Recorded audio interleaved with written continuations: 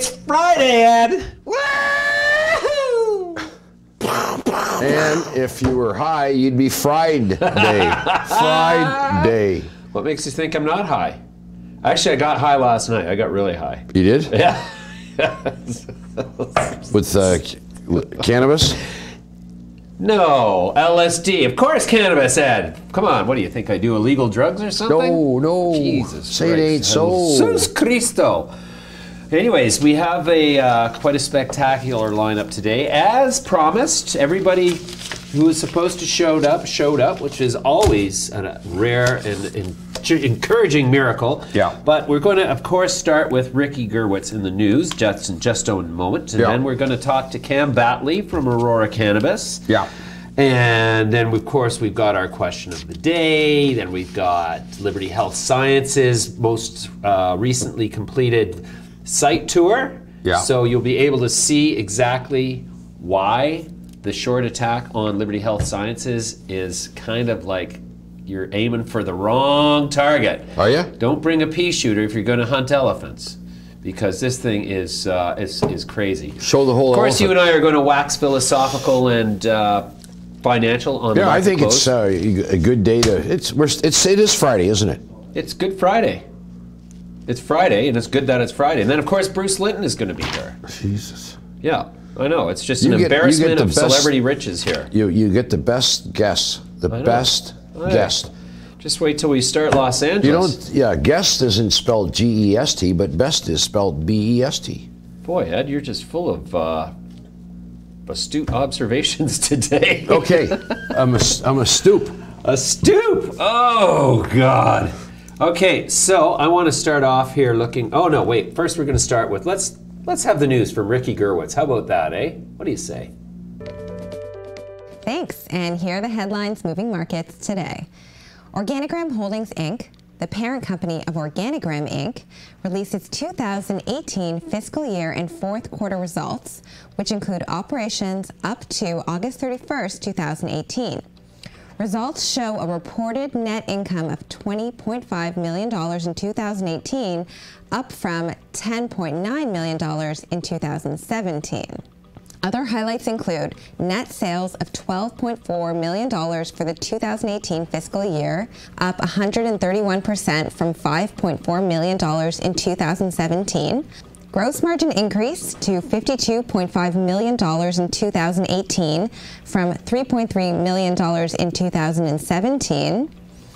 Registered medical patients increased to 15,730 in 2018 from 7,404 in 2017. TerrAscend Corp has agreed to terms on a $75 million U.S. credit facility with certain funds managed by JW Asset Management, LLC, where Jason Wild, chairman of the board of TerrAscend, is the president and chief investment officer. These funds are the largest shareholders of TerrAscend. The credit facility is intended to give TerrAscend access to non-dilutive capital for acquisition in the United States, as well as for general corporate and working capital purposes. Curaleaf Holdings Inc. announced the grand opening of Letz's first medical marijuana dispensary today. Curaleaf currently operates 35 dispensaries across the United States. Harvest One Cannabis Inc. announced that the board of directors has named Mr. Frank Holler as chairman effective immediately. Mr. Holler first joined the board as a director in September 2018. Peter Wall, Harvest One's former chairman of the board, will remain on the board as a director. High Tide Inc. announced that the company's common shares are scheduled to commence trading publicly on the Canadian Securities Exchange under the stock symbol HITI at the opening of the market on Monday, December 17, 2018. Tilray Inc. announced an investment in Quebec-based cannabis producer ROSE Life Sciences Inc., an exclusive sales, supply, distribution, and marketing agreement between High Park Farms Limited, a wholly owned subsidiary of Tilray, and ROSE.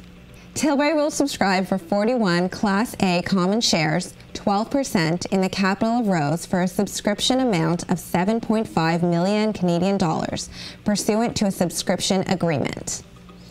At the time of closing of this subscription, the only issued and outstanding equity of ROSE will be 344 Class A common shares, and there will be no outstanding options, warrants, or other rights to acquire equity of ROSE. Tilray Holdings Inc., an infrastructure and technology platform serving the cannabis industry, announced the appointment of Lars Vaule to the role of Chief Operating Officer, effective immediately. The position requires approval by the CSE. Vaule will oversee all of Tilt's operational functions for technology and infrastructure, as well as the company's general supporting services. And that's your news for today.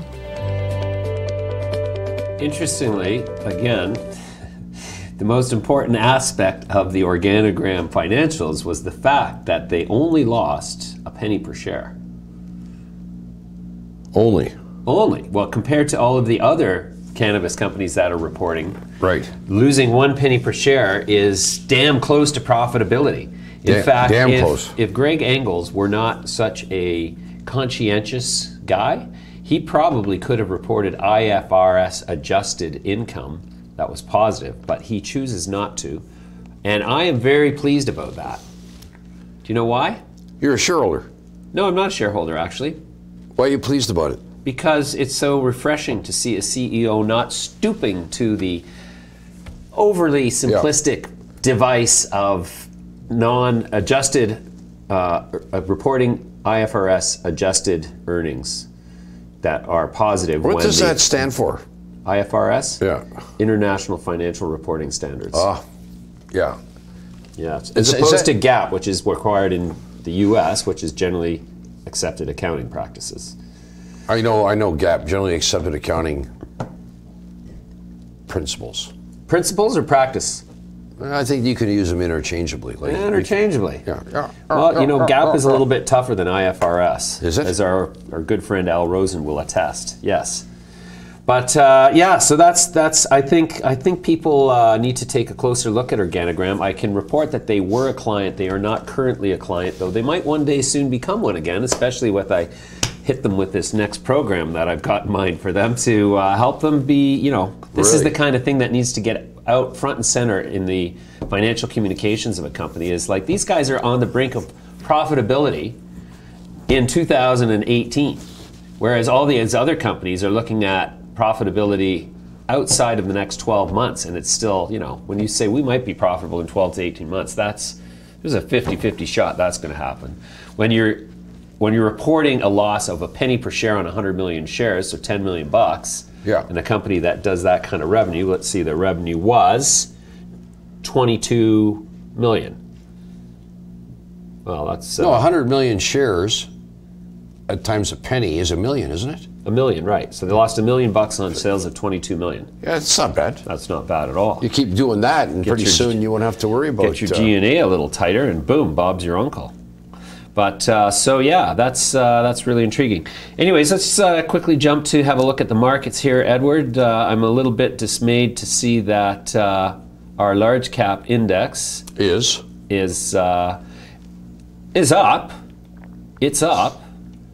But it's starting to drift lower towards the end of the week. You know what? That seems to be a recurring theme. We're getting a little strength, and then people think, well, do I want to hold this overnight? Well, look at that. It basically pooed the bed right at breakfast. Right, yeah. And then came roaring back for coffee. And then by the time it was time for to go outside and smoke one, it was like, looking good. After they smoked one, it obviously sold off a bit because everybody's a bit droopy-eyed. And then boom. Started to wear off, and coming into lunch, lost about 60 points. Big deal.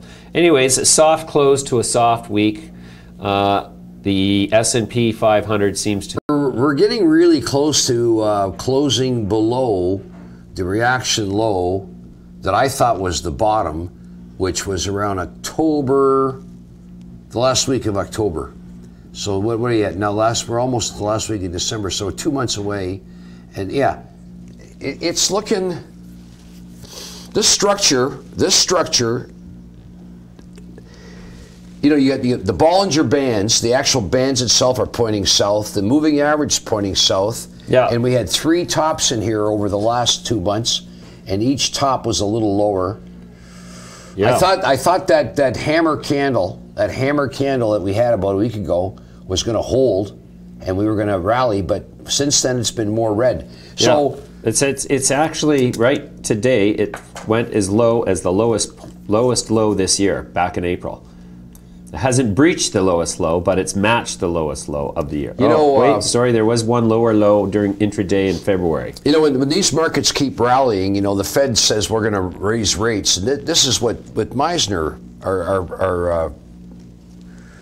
our frequent guest our host, compadre, he says, you know, when markets come off like they did in the FANG stocks, which are the most widely held, I guess, when they come off, it acts as a wealth effect in reverse, like a poverty effect, right? And these people, they stop spending. Yeah. They say to their wives and children, no more. We're going to have more a staycation. Gucci handbags. Staycation this Christmas. Staycation. Staycation. We're not going anywhere. Okay. But you're going somewhere. To hell, boy. Go straight to hell, boy. That was a good to movie. Hell, Did you see? boy. What? He had the horns that he Hellboy? cut off. Hellboy. Yeah, no, that's the song, The Clash. Come on. Jesus. Jesus Cristo. So, is it, should Chicken Little be running amok right now? Calling out that the sky is indeed falling here, Edward? Like, this looks like we could kick off 2019 looks like it could start off with a steep, precipitous plunge to the dark side. A plunge. A plunge. A plunger. You're going to plunge right in. So what should we do? What's a poor boy to do? Should we sell our stocks and cash out and try to catch the bottom? Running the risk of catching the proverbial falling knife? The volatility is really, really increased. Or should we do nothing? Should we sit on our hands and just wait out the storm? Are you asking rhetorically, or are you looking for an answer? I'm asking rhetorically, looking for an answer. Jesus. I say... No, you're off the hook just because it's Friday today, Ed? Come on. Yeah. What do you got to say? What's it going to be, Ed? Yes? I'm going to say... No. I got to say, I'm now leaning towards the things rolling over. Like, and I've sort of, Rolling over? Roll over Beethoven. Roll over Beethoven! No, don't even get me going there. Jesus Christ. No, Jesus Cristo. Jesus Cristo. Okay, so sounds like you're pretty decisive and definitive on that. Well, it's going to roll over. Things are turning to shit at the beginning of 2019. Sell your stocks. Go home. Hide under a rock. Start buying chickens and raising cattle. Better yet, start into aquaponics. Grow fish, tilapia. Use tilapia to grow your cannabis. So you've got fish fertilizers, fish and chips for lunch, and good weed made with fish fertilizer. Yeah. That's maybe a little extreme.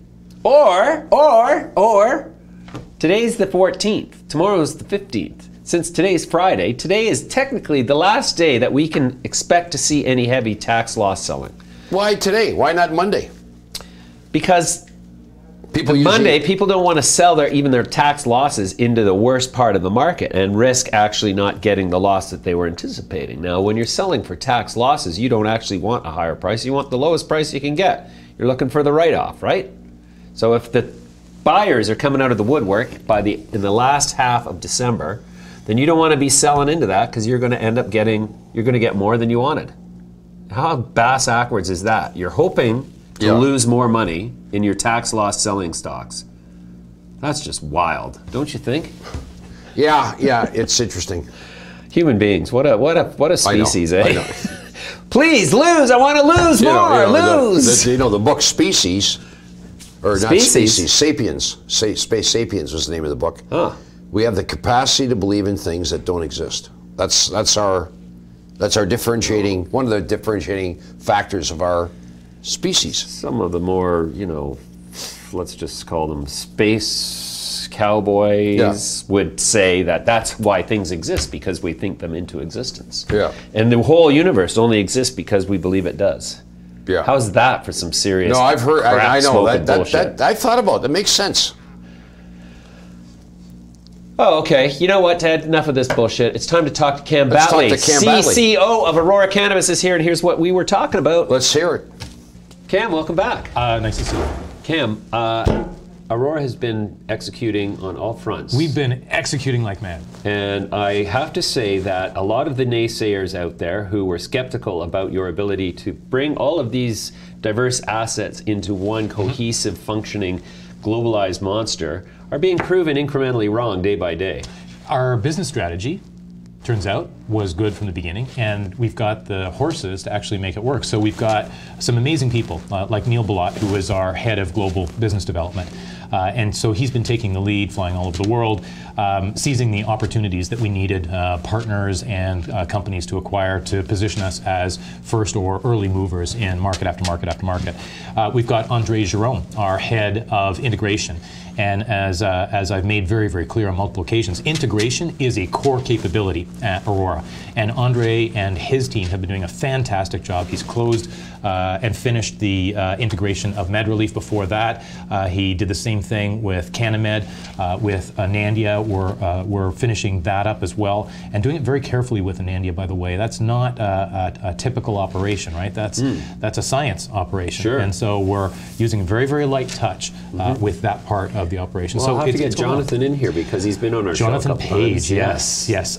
Really smart guy, but a really nice guy as well. And he's our newly appointed Chief Science Officer. Right. So it's really, I mean, from my perspective, it's a team of rock stars, and I'm very, very proud of it. Cool. Wow. Yeah. You recently announced that you had made an acquisition in Mexico. In Mexico. And so there's been a great deal of criticism about the markup in assets being rolled into publicly traded cannabis companies, and so I can assure you that nobody on our side had any prior ownership of that company. So before you even go there, right, that's what is the cost of the Mexican acquisition was not disclosed in the press release. It's not disclosed for a couple of reasons. One, we haven't completed our DD, so we're going to complete our due diligence on that, and there will be subsequent announcements. And once we get to the definitive, obviously all that information will be out there, and it's got to go to the board as well. Right. So we've got a few more steps in that process.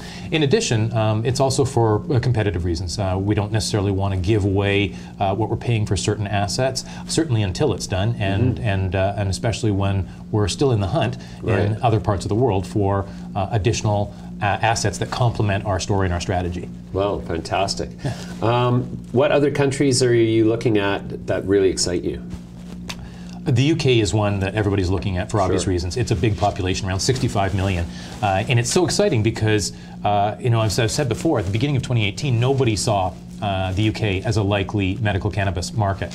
And then because of the stories of a couple of very sick little boys with epilepsy that actually made it real to the population of the UK, made it real. It wasn't just conceptual consideration of a medical cannabis market and all the stigma that traditionally attaches to cannabis. They actually thought about real people with real health conditions who could benefit from medical cannabis, and it changed things so quickly. So that's one. I think France is going to be a mover. There's momentum building in France. That's another large population, but equivalent to the UK. And then, of course, there are a number that we're already in. Poland, where we started to operate and sell product, and that's a population slightly larger than Canada's.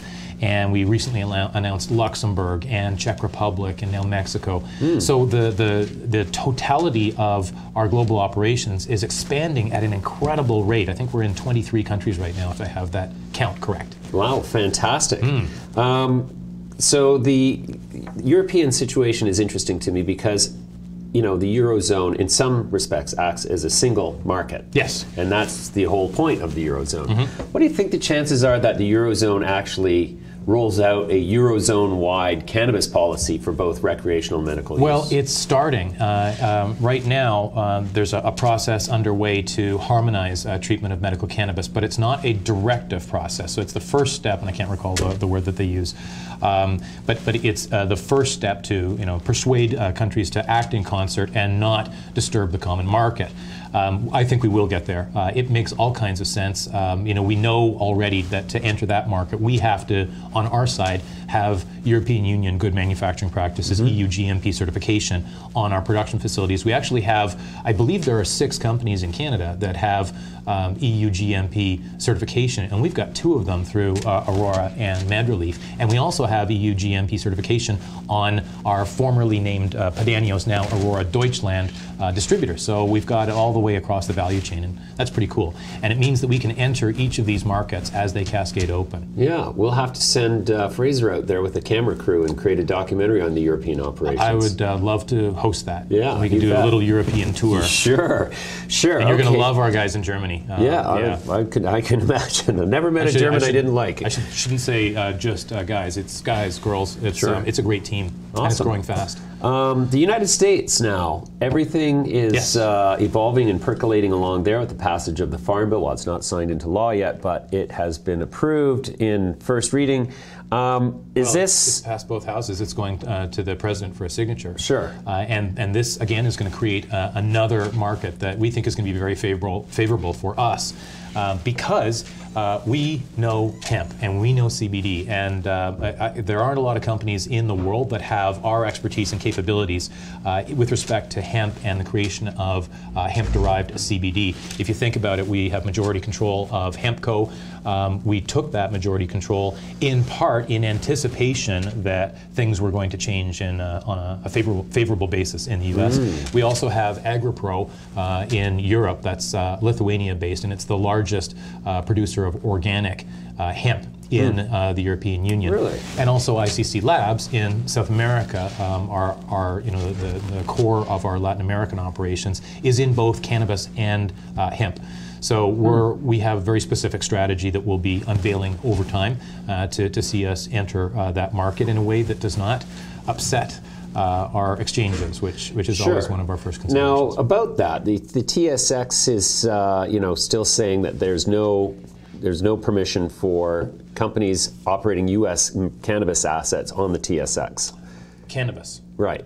So now that CBD from industrial hemp is federally, regulated. Yeah, time to go back to the exchanges and say, what about this? Yeah, exactly. And clearly, we're not violating any laws, and that's really what they're most concerned about. They want to make sure. So do you think this is the thing that happens? This is the first step. It's the first step. Yeah, this is the first step. So it's not like everybody's going to now be able to throw off the camouflage and say, okay, now we can be blatant about our U.S. interests. No, and it certainly still validates our U.S. strategy with Australis, where just to recap, we divested our U.S. assets by spinning them off to our shareholders, and Australis has been busy itself. I'm going to get Scott Dowdy, the CEO, on to see you. We had the CFO here. Yes, that's right. And so they're assembling those assets, and then of course, anytime that the exchanges tell us that the rules have changed sufficiently in the U.S., we can exercise that back-in right that we built in, so that we can reacquire up to 40% of Australis. Okay, so Australis, just to worry that a bit. I mean, to worry it? To worry at it, yes. Worry the hive, so to speak. But so Australis for me has been like a bit surprising because it has not performed with the same dynamicism out of the chute that Aurora has. And not that I would presume to be critical of Scott and his team. Different market, but they've acquired some really, really good assets, and they've shown that they can also work in coordination with Aurora to a certain extent. And one good example of that is Wagner Dimas out of California, which is based on our research. They have the foremost pre-roll technology in the world.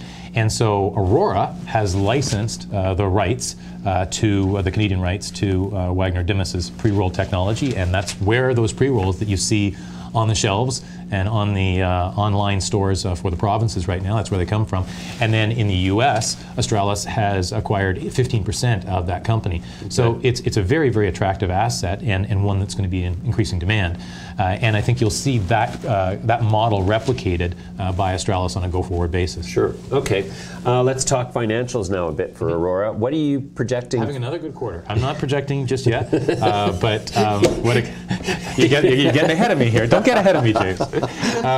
But we're having another good quarter, and that's, you know, we will be wrapping it up at the end of December. We're reporting in February, and this time, by God, I want to get credit for a good quarter, because you'll remember what happened in our last reported quarter that we reported in November, and that was to September 30th. We had a really, really good quarter, and then we had 3 other companies report in the 2 days after us, and it kind of you know, brought the market down, which is too bad, because well, the market's been suffering the slings and arrows of a broad sort of general downturn in the economic outlook. I mean, I think the World Bank has reduced its projected global growth.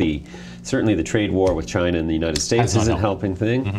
And then, of course, the pressure on interest rates to continue rising and the uncertainty around that has all sort of converged at this final quarter of the year with tax loss selling to make everything look as ugly as anything has in a decade practically. So, you know, I really look at the cannabis space. But that's okay, because investors are going to pay attention in 2019, because it's going to be a year full of catalysts. That's my point. It's a shopping opportunity. It is a huge things are on sale. It's a discount. And not just, I mean, I don't mean just for our stock. I mean, I think across the sector, there's some gems. There's some really good companies in this sector that have been performing well and, you know, delivering good quarters. And so I do think that there are multiple opportunities. And I always tell investors not to put all your eggs in one basket, but rather have a basket of stocks if you want to participate in this sector. And I tell that directly to our investors as well. Do your homework, and if you like ACB, that's wonderful, and we're proud to have you as a shareholder. But, you know, have a look at some of the other companies, and particularly companies that have a different strategy, because there are different strategies, I think, that will succeed in this sector on a global basis. Wow, you make me want to buy the stock right now. which is weird, because I'm trying not to trade. I'm a horrible trader, I've discovered in the last couple of quarters. Okay, so then what are the big exciting milestones that investors should be looking out for in 2019? Okay, so it's a bunch of things, and one of them will be the new product forms that we're allowed to sell in the Canadian consumer market, where, by the way, Aurora has done way better than expected. You know, we weren't targeting coming out of the gate faster than everybody else, and having, you know, the sort of market share that we have, but we'll take it. Yeah. And it seems to be holding pretty strong. So we've done very well in the consumer market. We're going to do even better with the additional products that will be and product forms that will be allowed by new regulation. Remember, these have to be in place by 1 year post legalization, so October 17th, 2019. The word that we're hearing out of Ottawa is it won't take that long. I think the government understands that the sooner they allow for additional product forms, concentrates, edibles, things like vape pens, cannabis-infused beverages, the more successful we'll be in migrating consumers from the black market to the legal market. So it's in everybody's interest to do that faster, and I think that will happen earlier in the year than anticipated. And those are, let me emphasize, additional higher value-added, high-margin products, and the benefits of the new regulations allowing these product forms will go disproportionately to the companies that have already demonstrated those competencies.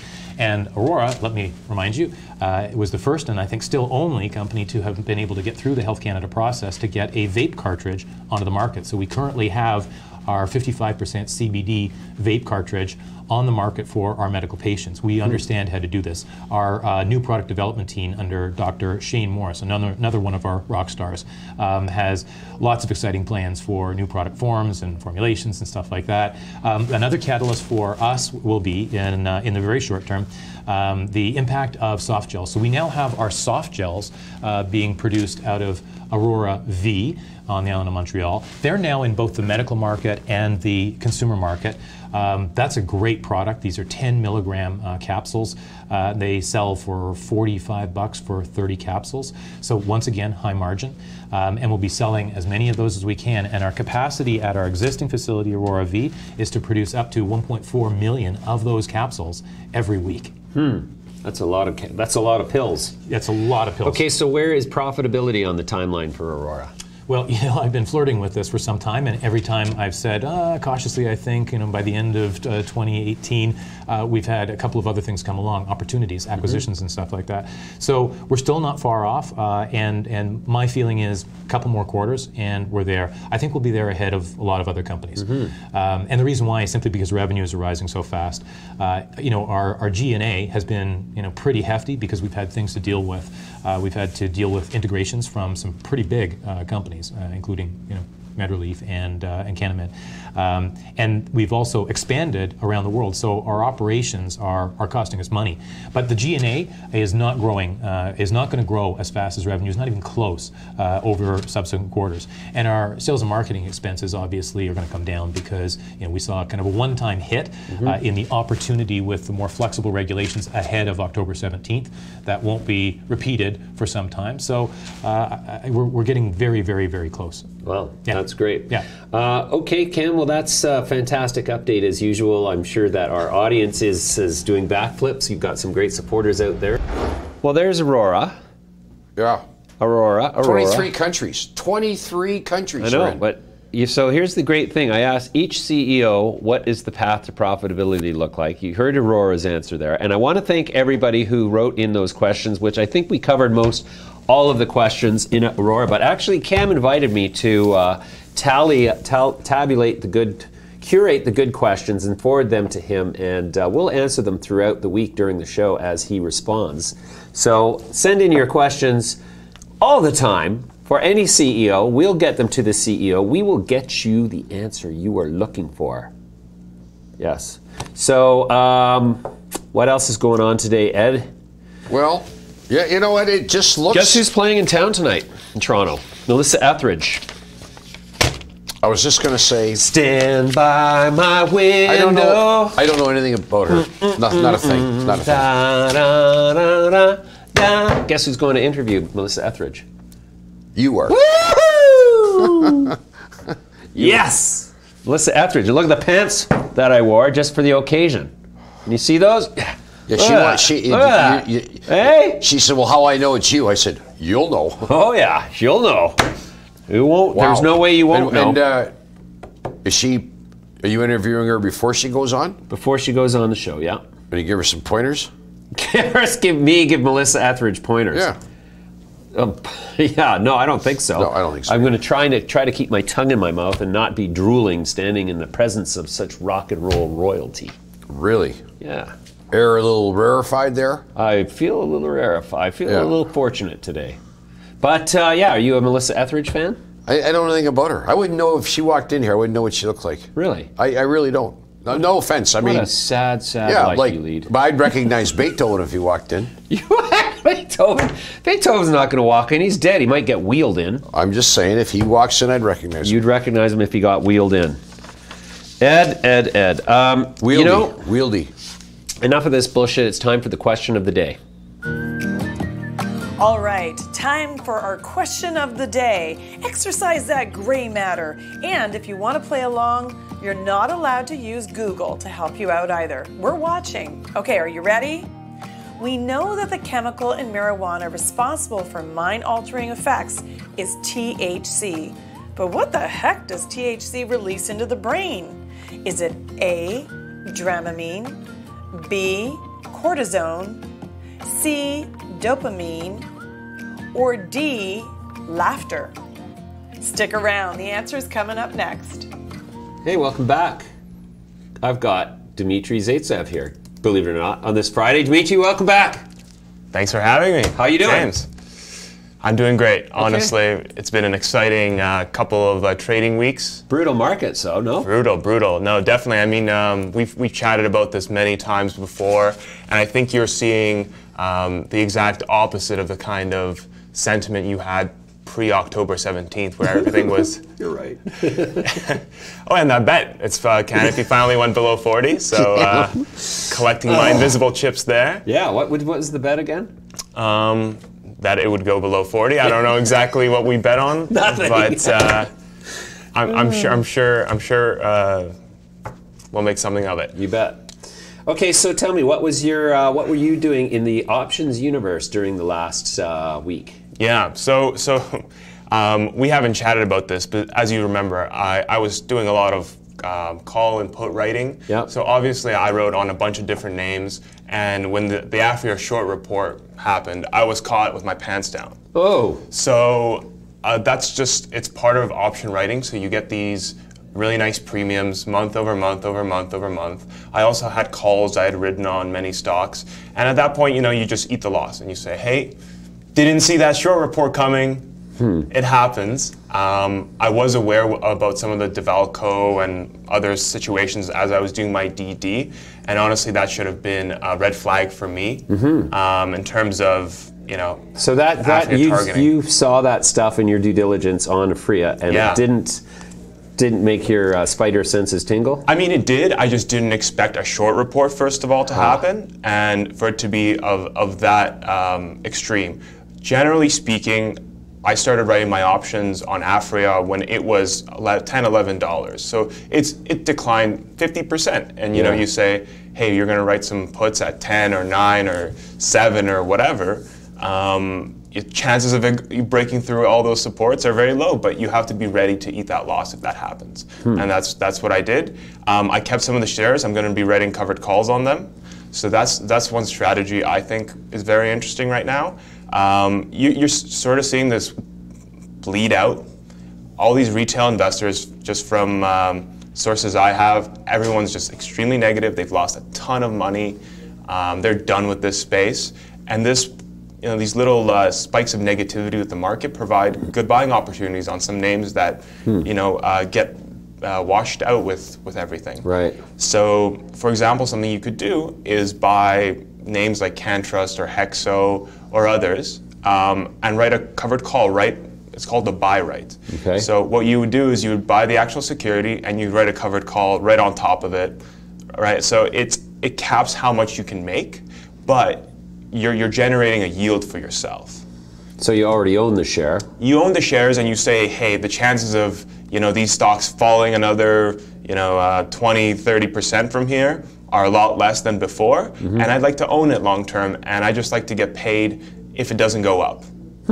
Right? Interesting. So now, who can write calls? Like, do you have to be, what level of sophistication is required? Like, I don't have the first clue about how to write Honestly, a call. it's super simple. It's an introductory option strategy, generally speaking, and you don't need to have a special account. You just need to get level 1 or 2 options with your TD, Scotia, Interactive Brokers, whoever you're using, and you'd be able to do it, and all you would need is just to have the security. Now, correct me if I'm mistaken, but you can actually lose a multiple of what you've placed, the bet you've placed, if you're not careful, correct? No. So this is that's naked call writing. So if you have, for example, CanTrust is around $7 right now. I could buy CanTrust, let's say at $7, and I could write a call at 8 for January or April or something like that. And let's say for January at $8, let's say, I don't know the numbers off the top of my head, but let's say it's 40 cents or something like that. So in essence, if it stays below $8, you get that 40 cents. But if it goes to $9, you forfeit any of the gains above $8. So in essence, that $7 trade, if CanTrust goes to $9, you get $1.40 because you bought it at 7, the strike is at 8, and you have the 40 cents of premium. So if you think about it, if CanTrust doesn't go to 8 and you keep holding it, you can just do it again. So let's say CanTrust is at 7 again, and now you write the April or February or whatever month, and you get compensated. So it's almost like you're generating a yield, like a bond or something like that.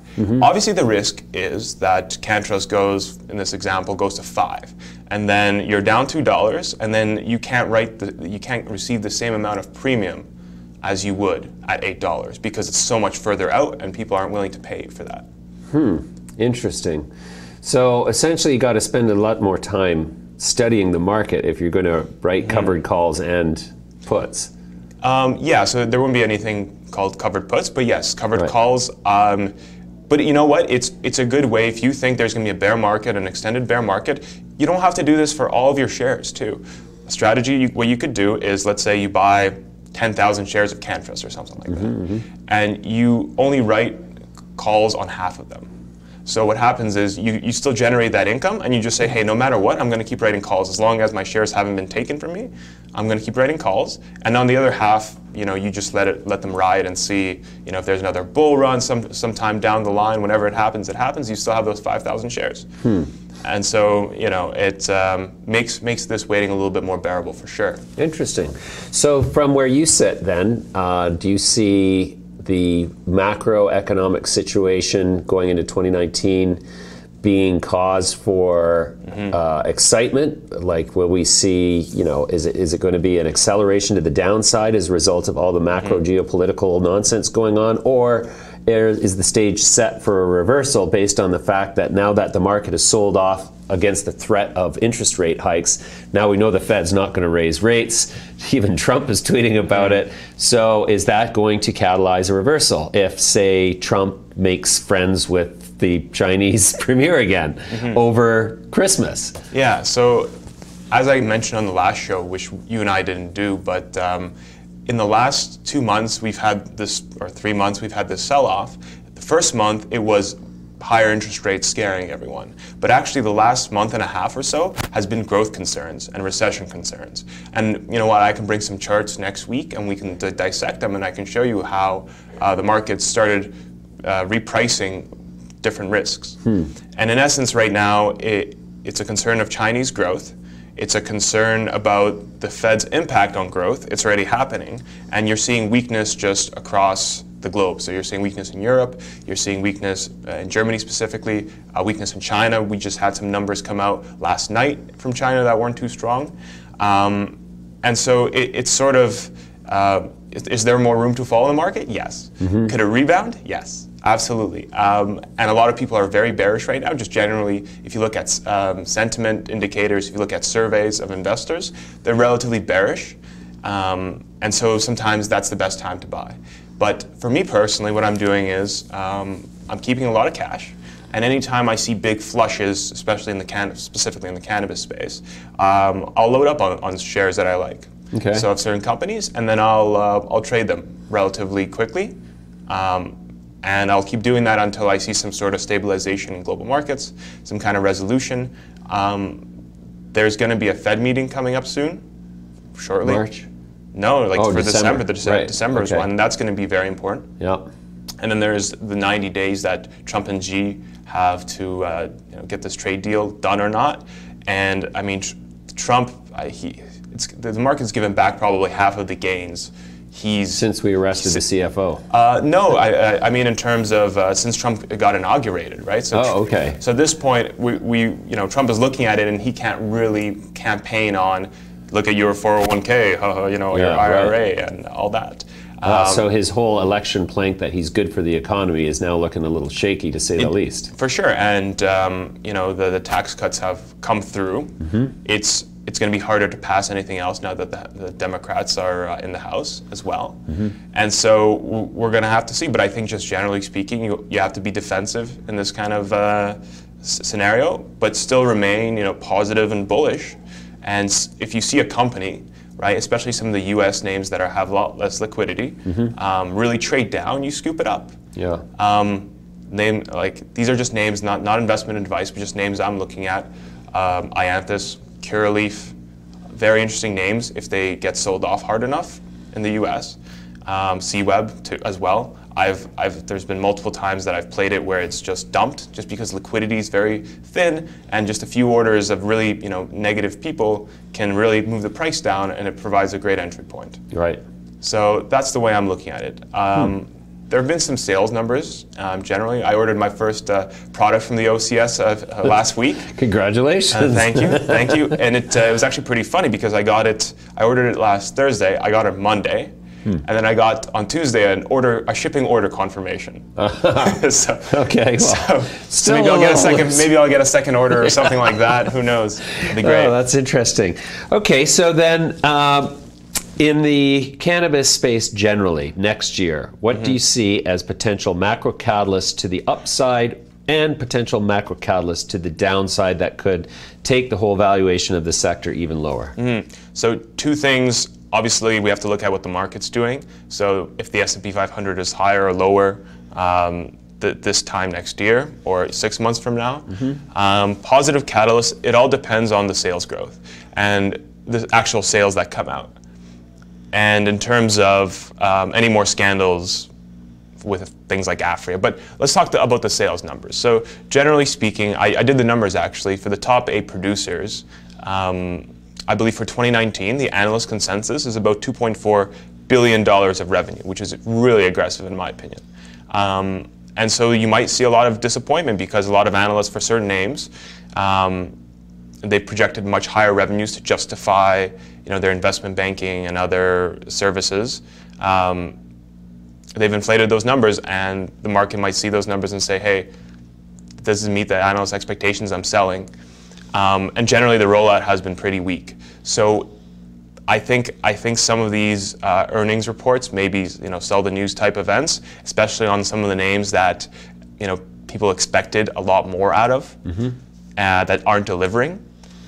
So just the reason I even brought up the OCS, I did order a product, but I also looked at the order number. That was what I was kind of also going for. Okay. And so I was order number 325,000 or so. And if you do the math on that and you just annualize it and say, hey, the same growth rate's going to continue for the next year, you're going to get something like, $300 or so million of revenue for Ontario, just for rec. Okay. I mean, that's an impressive number, but it's a far cry from what it's going to take to justify these valuations. And so we really need to see a lot more stores built out and a lot more crackdown on illegal dispensaries if you're looking to see higher sales. Okay. All right, Dmitry. Well, that's fantastic as usual. Appreciate your input, and we will look forward to talking to you again next week. Wonderful. It's time for the answer of the question to the day. No, the question to the end. All right, earlier we tested your knowledge and we asked you about the chemical in marijuana responsible for mind-altering effects. It's THC. And we asked, what does THC release into the brain? The answer is dopamine, although we all get a good dose of laughter sometimes. But dopamine is released during things that are good for us, like eating, sex, and sleep. Congratulations if you got the answer right. What's the answer? Dopamine. Dopamine? Dopamine. That's what makes you dopey. Was that what? That's why it's called dope. Wasn't there one of the reindeer? Dope. One of the reindeer? All of the reindeer loved him, including Dopey. With glee. Dopey. Rudolph the Red. That's Snow White. That's not the reindeer. Oh, that's one of the dwarfs. Dopey. Ed, have you been smoking a little dopey today? No, but I think I'm gonna once I get off this show. Okay. Oh Legal. gosh, It's legal. What are you thinking? What am I thinking? I'm thinking that this market's starting to get me worried. Let me just take a look at the as we go into the 4 o'clock. I want to see what the S&P. Just a second here. As we head towards the end of the day. Yeah. Yeah, a lot of the audience got the answer correct. In fact, it looks like most of the audience got the answer correct. That's great. Congratulations, audience. And the speculation is running wild as to the significance of Cam's can of Rockstar during the interview. Really? Yeah. Cam's can? Cam's can. Cam's can. Not his derriere, but his can of Rockstar. He was drinking a can of Rockstar. Every time Cam comes, he drinks a different drink, and the whole audience speculates on what the significance of that could be. Ooh, is there a deal cooking with Pepsi and Aurora because Rockstar is made by Pepsi? Anyways, last time it was Starbucks, and the speculation ran wild again. Coffee in your cannabis. Yeah. Compound interest stock guy. Well, so Dmitry was pointing out the fact that the consensus of analysts in Canada is that the industry is going to be worth $2.4 billion in 2019. And compound interest stock guy, he says $1.5 billion. So there's a contest we could have. Is what do you think the total sale? Although that's going to be so hard to rectify. You can say anything you want. Yeah. Yeah, this market. As we head into the the closing hours of the week or closing minutes of the week here, it doesn't look favorable to capital appreciation. No way. What does it look favorable to capital destruction? It looks so if I was an anarchist, I'd be very happy. Although even anarchists need capital to be happy. Yeah, good point. I want to introduce the video that we're about to watch here. So our intrepid Remote documentarian Fraser Toms went down to Gainesville, Florida, and met with George Scorse, the CEO of Liberty Health Sciences, and he made a very interesting little video, and here it is. This will help.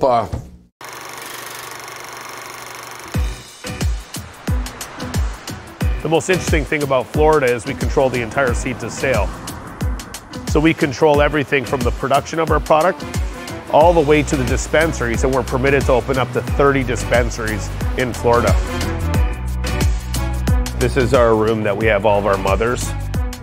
We've since retrofitted all the facilities up to our standards. We've also seen an output upgrade of upwards of 40%. So come along and I'll show you some of our plants. Within this room, we have 3 separate strains. We also have other green rooms that have other genetic profiles. One of the benefits of being in Florida is just really maximizing the potential of the sun. So we really have some of the lowest electricity rates out of any other greenhouse that we've seen. This is our processing facility. What we produce in here are products for Mary's medicinals as well as packs. We have an exclusivity within Florida. So we produce everything from transdermals to ointments to vaporization pens. Try to offer as many options as we can.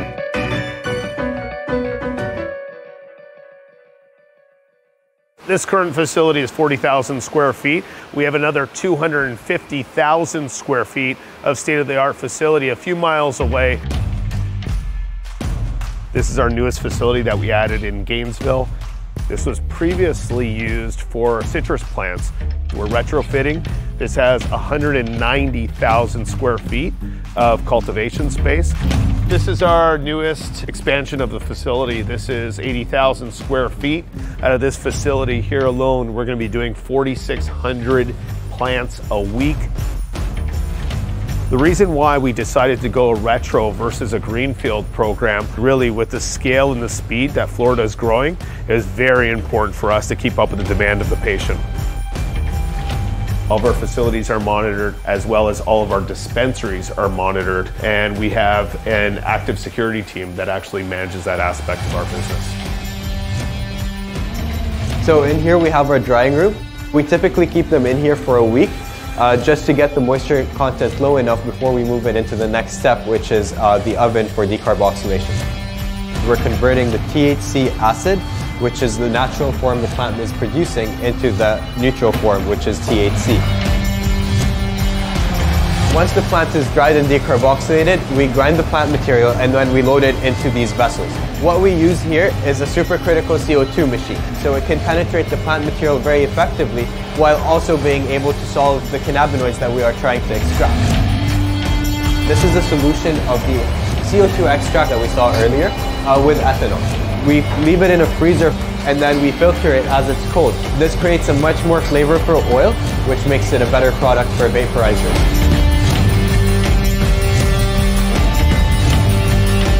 Our property is over 386 acres. One of the things we decided was not only did we want to be the best in Florida, but we needed to be the biggest. Florida will be one of the biggest states in the entire U.S. Just with 20.6 million people, we're starting to see growth rates that far exceed that of Canada. This is our passion. This is what we do day in and day out. So all of our products currently are manufactured in Gainesville. From Gainesville, then we distribute to one of our 4 hubs that allows us same-day delivery to patients across Florida.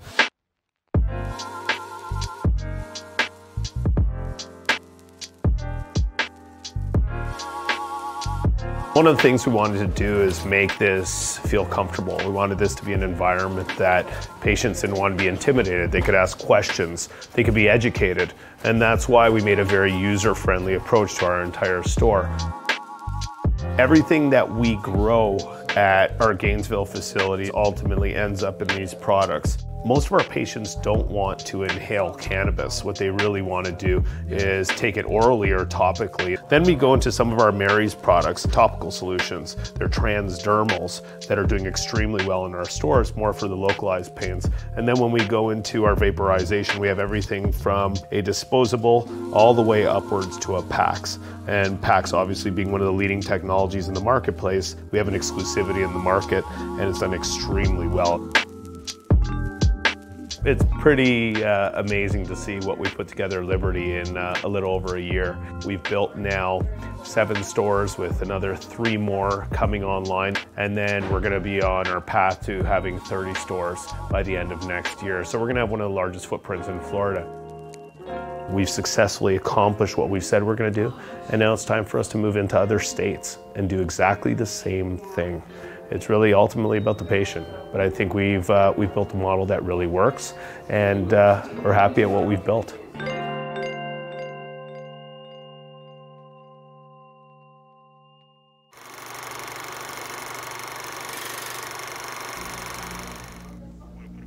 Do you want to go? Yeah. Sure, sorry. Yep. Are you on the air? I didn't hear any countdown. Hey, welcome back. How about that, eh? Liberty Health Sciences. Yeah, we're back. Whoa, look at that. Hey, let's do that again. Let's. Hey, how about that, Liberty Health Sciences? You know what? They'll never know. Did you hear any countdown in your ear? No. Anyways. My back. I just heard my back. Yeah. So, Liberty Health, let's see. How about that? So does that look like a company without a business to you? Looks like a serious operation to me. What would you say, how do you think that video leaves, what does that do for Hindenburg Research's short report? You know what? Would you say that thoroughly destroys their thesis that this business is not worth anything and fraudulent? Yeah. Yeah, I think so. I mean, you know what? The valuation issue is the issue that gets bandied about more than anything as time goes on. But clearly, there's something going on here, and they seem to be well funded. They got money. He's got $20 million in the bank. Jesus. Yeah. Who's the biggest shareholder of that company? Is that that guy? No. George? I don't know if George is. I think it's the Saruya group. Right. The family. The Saruya Wealth Group, or whatever their official corporate moniker is, but they're pretty big shareholders in that. So it is just about market close, Ed, and I think it's safe that we can say that this is a week where we're going to say good riddance. You know. Like, okay, look, I'm going to put this 5-day chart up on the S&P 500. Oh, Jesus. And, you know, by all accounts, it was a nothing week. Showed a little strength towards the middle of the week. I'm looking at my chart here, and then it just sold off. Yeah, I next week I'm looking forward to with great anticipation. Ooh, that's exciting. Yeah, I want to. You know, I'm a little. You know, I'm. If these candles fail, the ones that I thought were going to hold. Yeah, it's going to be interesting. Like, it's going to be Katie bar the door? Yeah, Katie bar the door. To the downside, you think. Oh, that's... Well, we had a run. We've had a run. It's amazing how, you ever notice, like, we can have a run for years and years and years and then just drop 20%. Everybody, oh my God, what are we going to do? Yeah. But I think the debt load is such that Steve was saying today, we had lunch today, and Steve was saying there's been 8 interest rate rises in the States of an eighth to a quarter each, or since 2016. Since they started raising rates, yeah. Yeah, but 8. It's still at what? No, but now because of all the debt, they say that like a quarter raise is like 3 quarters 10 years ago. That's what they were talking about today. A little bit of inside scoop. So the bottom line is they can't raise the rates without putting a lot of debt under stress of default. That's what's happening, and I think that's why you're seeing the bond market rally big time now. But they can't not raise rates because the value of money is so low that it's having a inertial effect. Well, there you have it. You can't raise them, and you can raise them. Damned if you do, damned if you don't. You know, I'm gonna blow my own horn here just a bit, not too much, but we've been saying. What kind of horn is it? Tuba. Horn of plenty. Trombone. Cornucopia. A cornucopia of color. Cornucopia of plenty. That's a double entendre right there. Yeah. Cornucopia of plenty.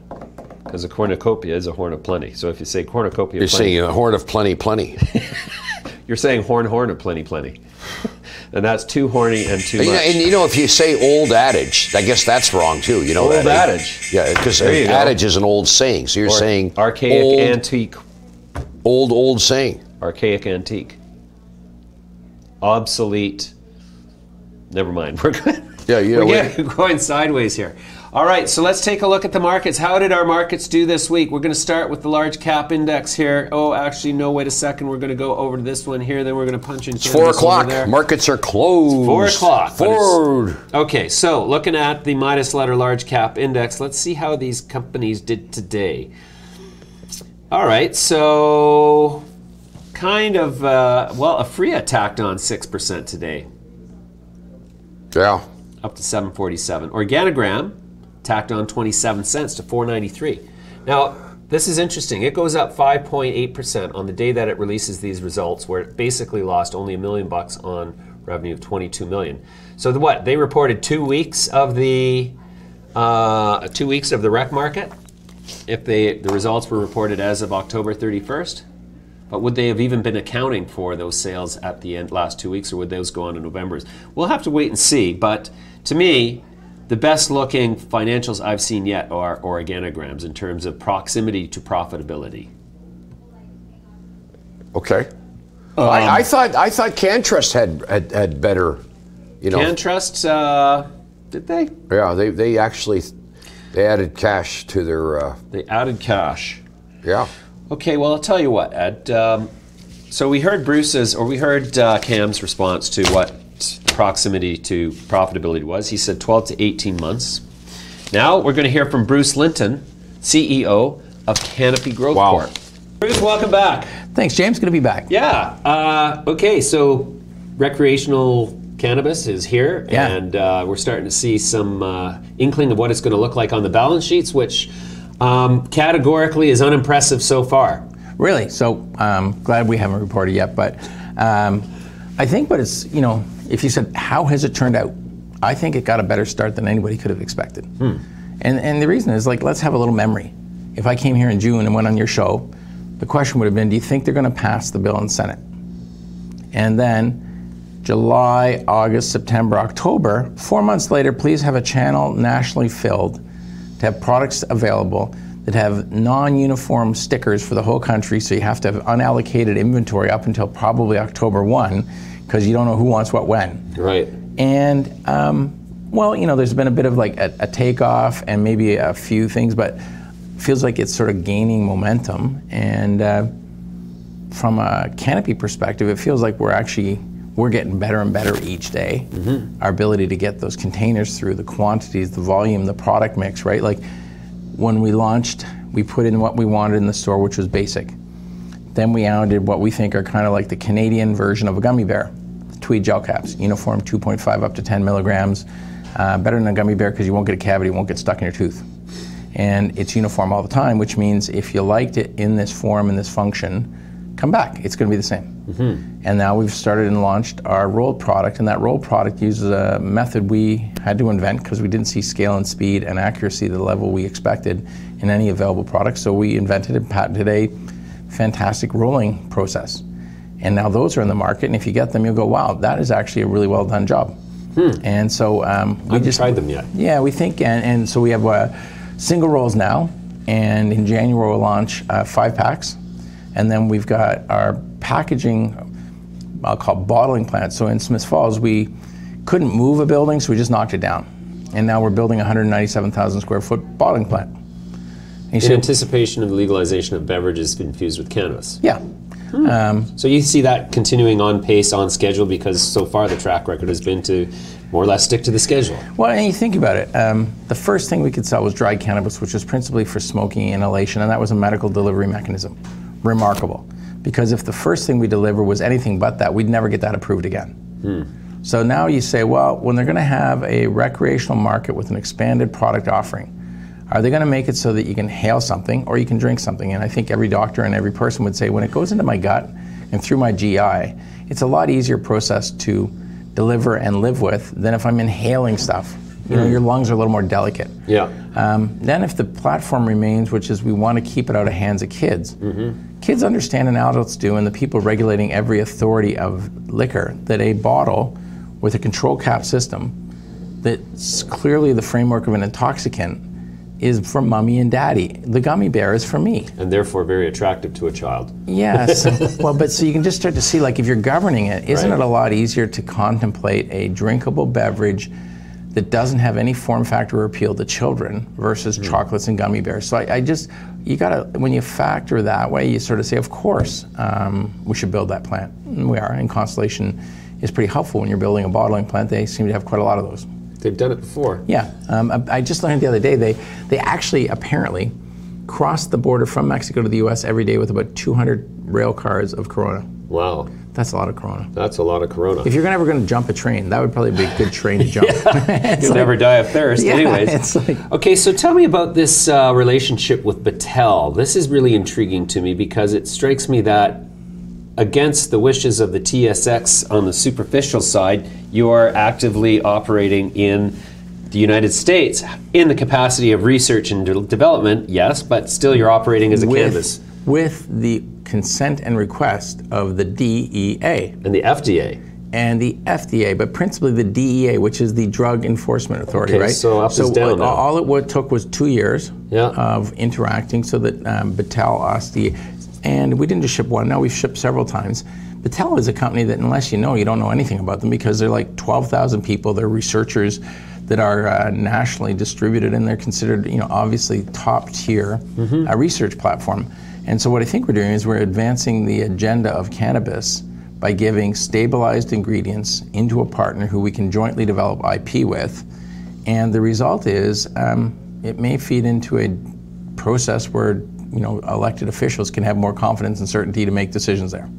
And so I think it's a good thing we're doing. So is that who's sponsoring the research by Battelle? Is government sources? No, but Battelle does a ton with the government, right? So like these ingredients, the key is it's not marijuana. What it is, GMP certified products which are going across as stabilized ingredients that could actually be used consistently through a research mechanism that isn't going to change the ingredients. Right. And so this is a little bit more than here's a bag of weed. There's a lot behind it. Right.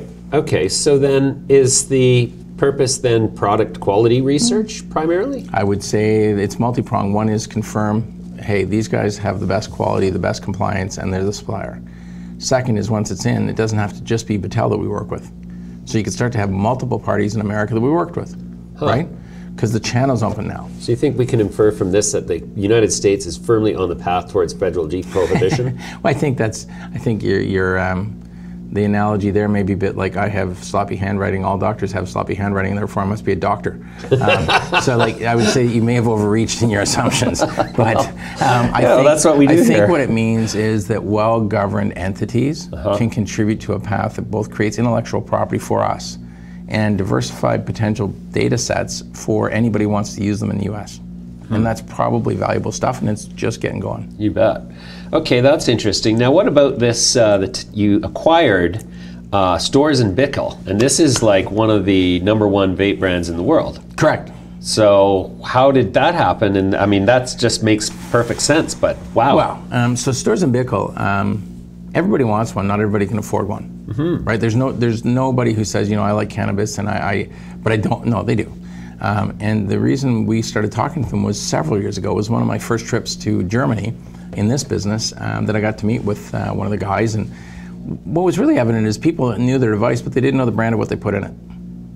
So pretty obviously, you can start seeing now in our world where you can brand delivery mechanisms, you can brand stores, And then over time, you're going to have differentiated products that you put in those places. Right. But right now, people will say, I know Stores and Bickle or I know PAX.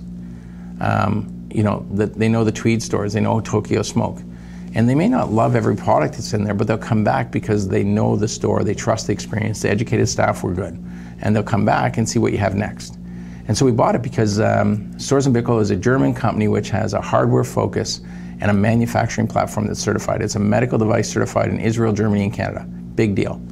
And when they make it, because of their focus, they can produce anything we think of. So they could only access dried cannabis, not oils. So they have these devices. And what we've been doing in Canada is we've had these people working on liquids and mechanisms of delivery for liquids and software. So when you put them together, you got hardware, manufacturing, software, and liquids. And so we think we got a really strong platform that maps out over multiple years to be, a major differentiated, distinctive sort of segment piece. And that's probably going to be very valuable because we don't plan to make it proprietary, just better in a whole bunch of ways. Okay. So I guess I can infer from that vaping is one of the most common ways to consume your products?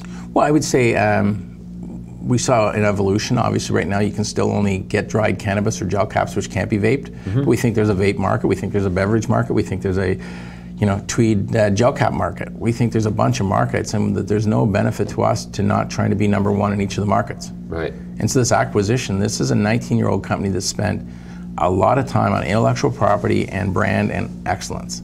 There's no other one. Like, you can't say, well, I'm going to buy the other guy that started 19 years ago and is a medical device and does these things. There isn't one. Okay. So you buy it when you can get it.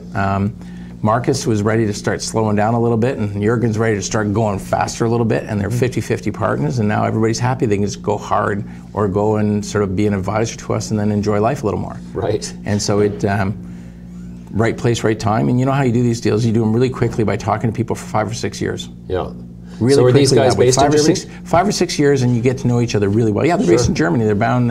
So that's where the devices are made? Yeah, it's a great factory. It's exactly what you would expect for a German factory. Well, we're going to send over Fraser and the camera crew to see it. You got to go check it out because it's half there. Like, the whole thing works, but we can double the size right at the site. And it is. There's a reason the devices are certified and work amazing because they're made in exactly as you would expect every German device to be made. Well, of course, ultimate precision. You bet. Interesting. Okay, so now switching gears a bit here, let's talk financials. And one of the questions that I'm putting out in front of all the CEOs, because it's what the investors want to know, is where does profitability occur in the timeline of Canopy growth? So I would say that you have to think and segment that a little smaller. When does profitability on a normalized reported basis occur in Canada?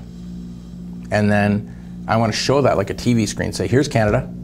Here's rec, here's medical, here's the normal G&A, here's the normal IT associated with this, here's the normal R&D spend. And that will look like a great business. And then shareholders will say, well, we'd like you to never do anything else in the world and just pay us a dividend. And we'll tell them they should go buy a bank.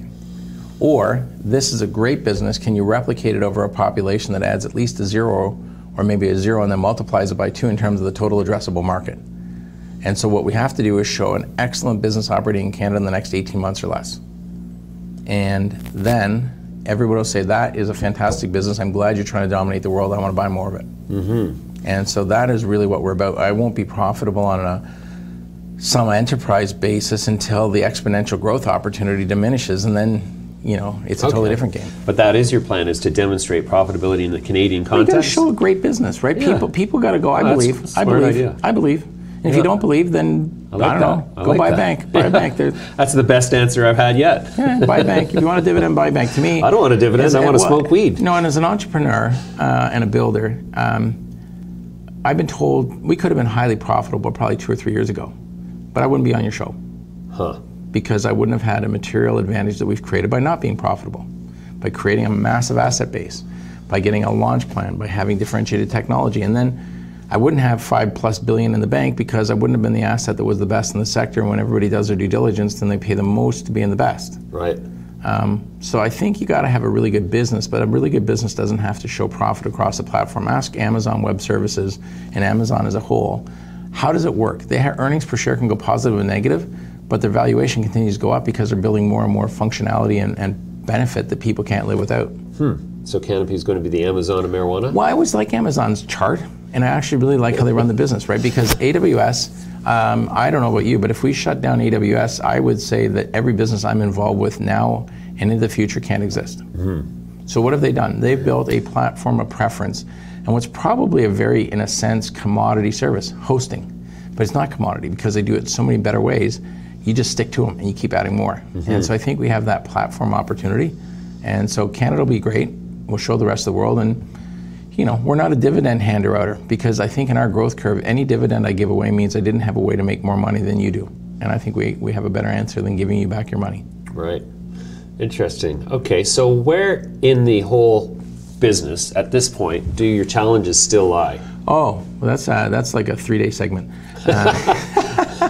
3 days, it's Friday, we can't do that. No, like, listen, man, the company's gone from 1 site to 10 sites, 1 country to 12 countries. I could probably say we're on the moon, but these announcements are fictitious, so I'm just where we actually have people working. And the world is opening up at such a rate.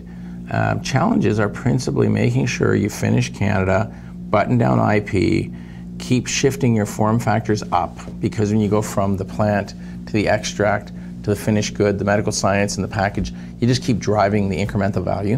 And that you keep doing all that while being very tight on CapEx, very tight on how you spend money. Because the seeds of disaster get sown in good times.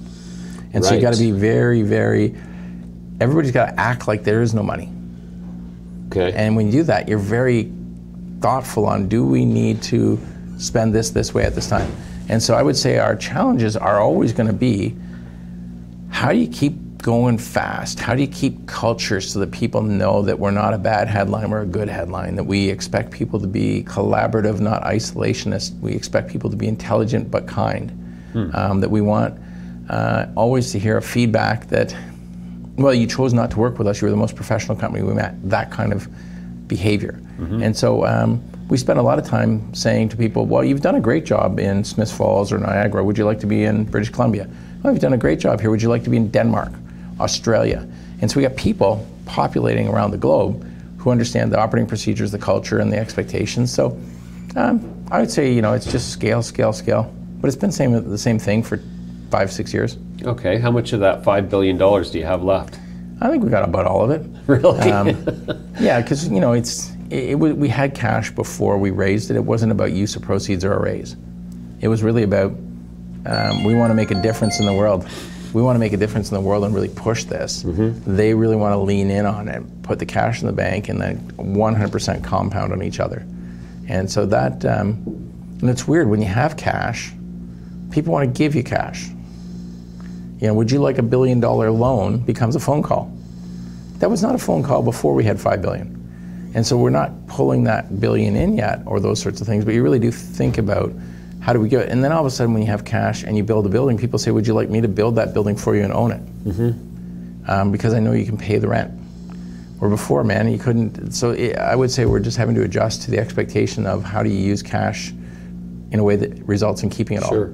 I remember we had a conversation a few years ago about, you know, monetizing the building, the Hershey factory, and it was impossible because no bank would come near it. And now, look at 3 short years later, you've got every bank under the sun coming at you with loans. Yeah, remember you were up in the, you came up to see us, and one of the challenges then was that we had about 300,000 or 400,000 square feet of empty space, and what the hell was I going to do with it? I was either storing my snowmobile or my boat, depending on the season. Right. And now there's no place because that one's full. We bought across the road, we bought the other one across the road. We've expanded to the maximum lot coverage, I think, at that site. So it's about 1 million square feet around there, sort of give or take by the time we're done the bottling plant. And you know, now it's not looking like a terrible idea to have occupied a substantial site with big growth area. Sure. Your growth strategy has been characterized by focusing on your own internal organic growth, capacity-wise, production-wise, but you've also made strong partnerships with other craft growers. Let's call them craft growers because they're not on an industrial scale per se. And recently you announced this this multi-year partnership with Valens Grow, an extractor. So it seems to me like you're more or less becoming a sort of a mothership of assets that are operating on their own and isolate you and diversify you, isolate you from risk to some degree and diversify you. Yeah, That's the strategy. That's a pretty good summary. Yeah. So yeah, I would say all I would do is a little bit of wrap around that. Is a bunch of the stuff ties into rivers and growth. And so maybe we take product from a rivers investment, flow it over to growth. Maybe we make an investment in an extractor so that we can then take offtake of that. So it kind of becomes like a little ecosystem as well, as a timing of product, time to market. Because I think you can expect that Q1 is going to have a calendar, a continued big demand. And you got to be thinking about what happens by Q4 when we have these new product formats, and how am I building a massive share and coverage while making sure we're also incrementing our delivery capability for all of what's next. And so, you can't do that in June. You got to be doing that now. So we've done 3 things in the last 2 weeks, which involved extraction for 2, and flower for 1. Okay. Right? So you saw, I don't know if you picked up, we had, was it 48 North, Valens, and, I just say it badly, Medifarm. Right. And so each of those deliver a proposition I actually really like. I think Valens and Medifarm, those are kind of evolutionary business models that I don't think everybody's picked up on, the fact that there's an actual intermediary step that will be specialized and valuable. Yeah, no, that was really, so Allison's on our show regularly. She's one of our favorites. And so when we saw that deal, I thought, well, that's interesting because it was done directly with Canopy and not through Rivers, which... Yeah, we just needed product. Right. And then, when you need product, there's a little bit of equity. Sometimes you'll buy up because then they're building a bigger thing and we'll get more product. If it was just a pure play, it might have gone through Rivers. And, we have, part of the things with Rivers, we have so many deals. Like we have what we got in Canada, but then we've got, expansions globally. I was chatting with the guys last night, you're starting to get inbounds where it's like, I'm from, and pick a country, they're finding Rivers. And so we're really looking at how do we make that a big international thing, not just a Canadian domestic. And we already have one investment in Italy. Interesting. Yeah. All right, Bruce, that's enough for today. We'll come back to you again in due course. Thanks for joining me today. Well, thank you, sir. Have a good holiday. Thank you, too. And there's Bruce Linton once again. Solid business plan. I like that. They're going to focus on demonstrating a profitable business in the Canadian market, and then they're going to transplant that profitability model into the other markets. So that's, I think that's a very clever strategy. Yeah. Anyways, here's a Canopy growth chart. Let's look at the 1-year chart here I've got on my screen. And in the 1-year context, so year to date, let's see, 1 year ago, Canopy growth was $19.20. So it's double, basically. And 1 year later, it's $41.47. So performance for the year, 100%. You got a little bet on that one, don't you? I lost the bet. You've already lost it? I did, because the bet was with our young friend Dmitry here, who said that he was going to bet that it went below 40 before Christmas, and I bet that it was going to go over 100 by Christmas. Now, clearly, I'm way wrong, and he was way right, because it dropped below 40. What if they rolled the stock back 2.5 to 1? Consolidated? Bruce was talking about a forward split not so long ago, but that's before the Constellation deal. But a forward spot, I don't think there's any chance of a consolidation on Canopy. Now, Aurora, I would wager that there could be a consolidation because they're close to 1 billion shares. Now, if they're going to keep on acquiring companies and, with little regard for dilution, then at some point, maybe a consolidation lowers the cost of capital going forward.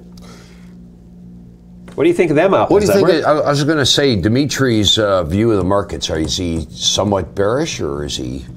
How does he see it? Well, he's generally cautiously. Well, he's generally bearish. Yeah. Yeah.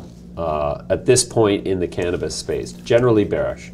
But he still figures out how to make money with these puts and calls, which is, to me, rocket science may as well be. It's like he's Merlin. He's got the hat, and the cape. Get him one of those hats, hat and a cape. Oh, you know what? Deep, you know what? I think with like a moon on it, like a. Okay, quit trying to dress up our guests in Halloween costumes, Ed. Ed, have you noticed that there's a lot of celebrity involvement in the cannabis universe lately? A lot of celebs trying to align themselves with cannabis. Are they trying to align themselves or line their pockets? Let's find out. How will Trekkies feel when they hear that Jean-Luc Picard is a pothead? Okay, he's not really a pothead, but Sir Patrick Stewart is invested in Oxford Cannabinoid Technologies, and they seek to identify new medicinal therapies by researching the role of cannabinoids in treatments. Stewart himself has been using medicinal cannabis for years to combat his severe arthritis. We know Mike Tyson must have been high when he got that face tattoo, so it's not really a big surprise that the boxer will be growing cannabis on his new 20-acre farm in the Mojave Desert, and he'll offer research and training programs for amateur growers and professionals alike. He's also going to be shooting a TV show about his life as a retired boxer and a cannabis grower. Can't wait to watch it. Whoopi Goldberg is our next celebrity to join the Green Rush. Famous for her roles in hit films such as Sister Act and Ghost, Goldberg gave her name and money to a line of medicinal cannabis products. They're called Whoopi and Maya Synergy. I get a message from Sam. What? Sam Weed? Did she just say Sam Weed? If you're the one person who likes Gwyneth Paltrow, then listen up. The actress and entrepreneur has collaborated with MedMen Medical Marijuana Dispensary. Yep, the Goop Lab in LA will carry MedMen products that supports her brand, which highlights luxury and performance. Do you like her more now? It will shock you to hear that Snoop Dogg, aka Snoop Lion, aka Calvin Brodus, loves his pot. He loves it so much, he's had his paws all over the sector long enough for Fortune.com to call him a pioneer in the industry. Dogg is actually the director of a venture capital fund, Casa Verde Capital, and they invest in cannabis startups. He's got a bazillion products with his name on it, like Leafs by Snoop, sold here in Canada. Snoop Dogg, A lot of people, pioneer in the industry. Pioneer. Huh. We were smoking dope and growing dope while he was still a glint in his father's eye, weren't we, Edward? I don't know. I wonder how old he is. He's not that old. I bet you he's 50. Well, let's Google it. What do you say about that? Snoop Dogg, how old are you? We shot Snoop Dogg while he was going to give us an interview. Shot him. Shot him right between the eyes. Pow! Pow! No, with a camera. Cap. We don't shoot with guns up here, Edward. We're Canadians. We're way too polite to shoot people. Wikipedia, Snoop Dogg. Let's see, how old is this old dog? How old is this dog? Snoop Dogg discography. No, we don't care about his goddamn music. I'm not really a big fan of the music. Are you a fan of the music yet? What do you think about the music? You know. Born in 1971, 47 years old. Okay, I'm wrong again. So I wasn't smoking dope when I was 8 years old. He's only 8 years younger than me, so. We apologize, Snoop. We didn't mean it. We love you. Actually, I don't love you because you turned us down for an interview at the last minute, but hey, we won't hold that against you. Thank you anyways. Yeah, but a lot of celebrities trying to, align themselves with cannabis, trying to, coolify their sort of brand image. We're cool. We do have cannabis products. We cool, baby. We cool, baby. Anyways, politicians have no problem getting on the bandwagon either. Never mind that. Former chiefs of police are lining up to get on the boards of directors. Fantino, Bill. What was the guy? Bill. Oh, geez. Former chief of police, Bill. Bill Gross. No. Bill Blair. Thank you, Bill Blair. Bill Blair. Come home, Bill Blair. No, Bill Blair is Trudeau's point man on cannabis. He's not actually in a cannabis company, but Ernie Eves, part of a cannabis deal that is in our office. Yeah. The Osoyoos cannabis deal. What other Ernie Eves is the chairman of that firm. Time to go to the bloopers? Are they 2 minutes long? Oh, look at that. We got more bloopers? We got some bloopers. Here's the highlights of the week. Highlights of the week. I like it.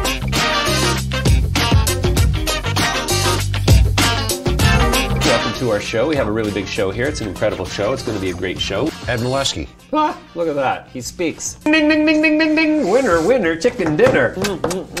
There's the kiss. That you win. Is that thing moving along? It's moving along. Is it? What do you mean by that? It's moving along. Billion. Billion. Billion. $1 billion. We'll refrain from singing. Sorry about that. We'll try to keep the singing to a minimum. Here's George Jetson. Was that Cousin It? You know. Be happy. All the girls, they can kiss my hiney. You know what they call that? Oh, really? Oh, yeah. The mic is off. Yeah, I looked at a few of the bigger ones, like... Bigger what? Bigger ones. What were you doing looking at those? Yo, so what's the policy on smoking salad around here? You know, smokestacks. They're making... It's amazing technology. I don't know. Okay, great. What is it? Just look at you, Ed. You're 67 now. You can't remember a damn thing. What? I hate millennials. No, they hate me too. What's the Porta-Venus? What is it called up down there? All right, Ben. Thanks very much for joining us. We'll come back to you soon. We'll see you tomorrow.